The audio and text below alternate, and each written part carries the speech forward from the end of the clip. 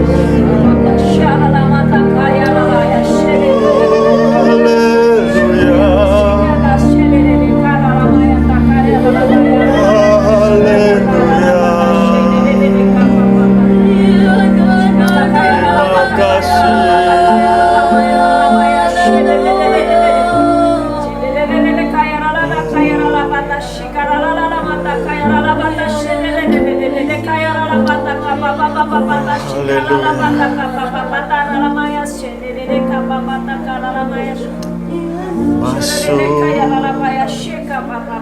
hadirat-Mu Tuhan dengan korban pujian. Masuk hadirat-Mu Tuhan, berhiaskan kekudusan.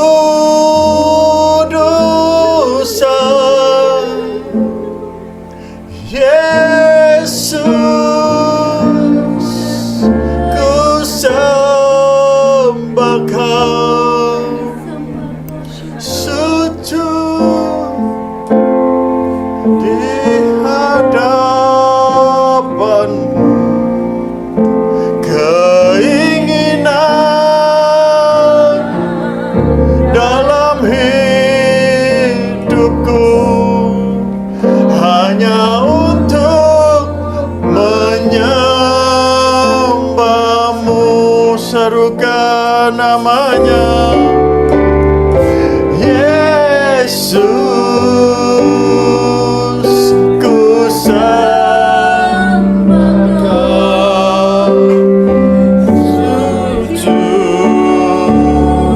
di hadapan-Mu. Keinginan dalam hidupku hanya untuk menyembah-Mu. Oh, Yesus, Yesus,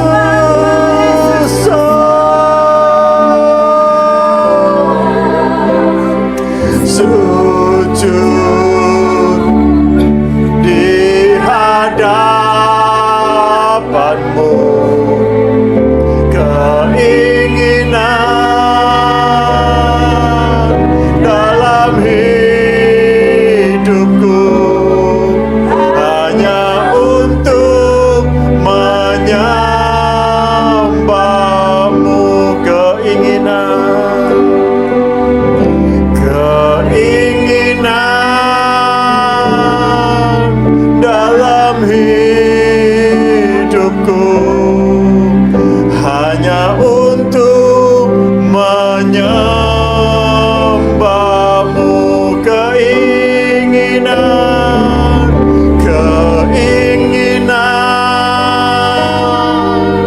dalam hidupku hanya untuk menyembah-Mu. Beri sorak-sorai kemuliaan.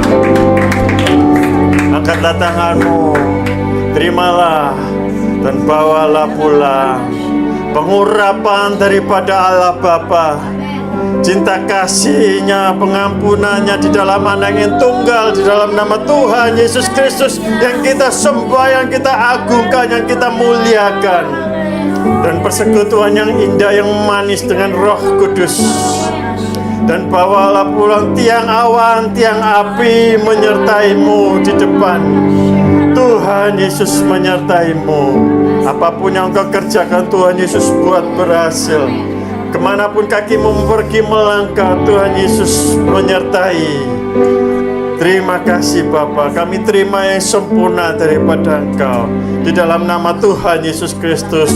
Haleluya. Amin.